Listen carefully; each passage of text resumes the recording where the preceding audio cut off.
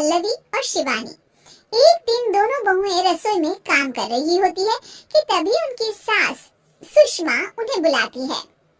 अरे बहू, जरा इधर तो आना। शिवानी, जरा जाकर देखना सासू माँ क्या कह रही है। दीदी आप ही देख लो ना जाकर, आपको भी तो सुनाई दे रहा है। अरे मैं आटा गूंद रही हूँ ना, तुम चली जाओ। हाँ तो मैं भी तो सब्जी काट रही हूँ ना दीदी। अरे बहू जल्दी आओ। ओह, ये तो जाएगी नहीं, मैं ही जाकर देखती हूँ कि क्या करना है। पल्लवी सुषमा के कमरे में जाती है। जी मम्मी जी, क्या हुआ? शाम को घर पर कुछ मेहमान आने वाले हैं, तो तुम अच्छा सा खाना बना लेना बहू। ठीक है मम्मी जी, आप बता दीजिए क्या क्या बनाना है और कितने लोग आ रहे हैं। सुनील की मासी जी और उनका पूरा परिवार आ रहा है। कुल मिलाकर 3 लोग और हमें मिलाकर हुए 9 लोग। तो अभी से ही तैयारी करना शुरू कर दो। और हाँ, घर की सफाई भी कर देना। हाँ, अच्छे से। जी मम्मी जी, सब काम हो जाएगा, आप चिंता मत कीजिए। पल्लवी शिवानी को घर में मेहमान आने वाले हैं इसके बारे में बताती है। क्या 9 लोगों का खाना बनाना होगा, घर की सफाई करनी है? बाप रे, सासू माँ ने तो हमें घर की नौकरानी ही समझ कर रखा है। ऐसा नहीं बोलते शिवानी, हम इस घर की बहू हैं और घर के काम करना हमारा फर्ज है। दीदी तो है ही सासू माँ की चमची, जब देखो सासू माँ सासू माँ। मैं तो इतना सारा काम नहीं करने वाली। शिवानी कपड़े लेकर गमला साफ कर रही होती है और चक्कर आने का नाटक करने लगती है। मेरा सर चकरा रहा है। तभी वहाँ पल्लवी और सासू माँ जाते हैं। अरे बहू, क्या हो गया तुम्हें? मम्मी जी, बहुत तेज सर में दर्द हो रहा है। तुम एक काम करो शिवानी, आराम कर लो। नहीं नहीं दीदी, घर में मेहमान आने वाले हैं, मुझे आपकी मदद करनी चाहिए।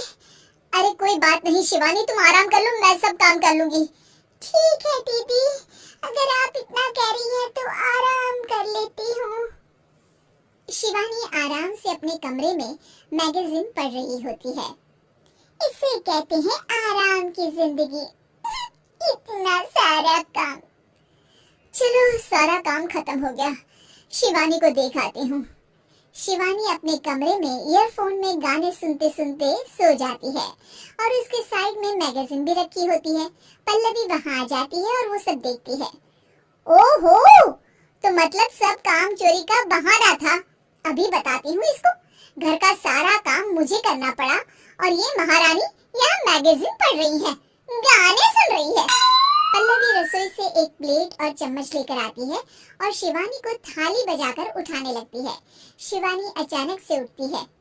उठ गई महारानी, गाने भी सुन लिए, मैगजीन भी पढ़ ली। तुम तो बहुत बड़ी झूठी निकली शिवानी। तुमने सर दर्द का बहाना बनाया ताकि काम करने से बच सको। हाँ बनाया बहाना, तो क्या करती, इतने सारे काम करती। मुझे कोई शौक नहीं है चापलूसी का। क्या चापलूसी?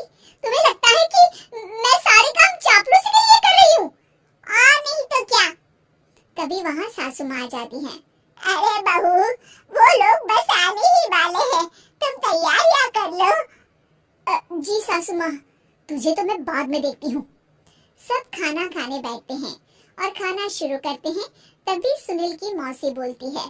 वाह भाई वाह, खाना तो बहुत ही अच्छा बना है सुषमा जी, एक एक चीज में क्या स्वाद है। ये सुनकर शिवानी मुंह बना लेती है। उसे अपनी जेठानी की इतनी तारीफ रास नहीं आती। आपकी बहुएं तो बहुत ही अच्छा खाना बनाती है। हाँ बनाती तो दोनों ही अच्छा है, पर आज ना ये सारा खाना बड़ी बहू ने बनाया है। छोटी बहू की तबीयत ठीक नहीं थी, सो इसलिए। मानना पड़ेगा सुषमा जी, आपकी बड़ी बहू तो बहुत ही गुणवान है। पल्लवी की तारीफ सुनकर शिवानी को जलन होती है। पल्लवी ये सुनकर खुश हो जाती है और शिवानी की तरफ देखकर उसे चिढ़ाती है। कुछ देर बाद मेहमानों के जाने का वक्त हो जाता है। मौसी जी सबके लिए उपहार लाई होती है, वो सबको शगुन के पैसे देती है और अंत में पल्लवी के पास आती है।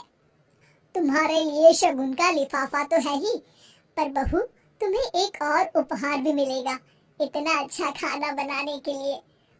मौसी अपने सोने के कंगन निकालकर पल्लवी को पहना देती है। ये लो, ये मेरे मनपसंद कंगन है, अब से ये तुम्हारे हुए। धन्यवाद मौसी जी। ये देखकर शिवानी तो पूरी तरह से जल जाती है और गुस्से से रसोई में चली जाती है। तभी वहाँ पल्लवी आ जाती है और उसे अपने कंगन दिखाने लगती है।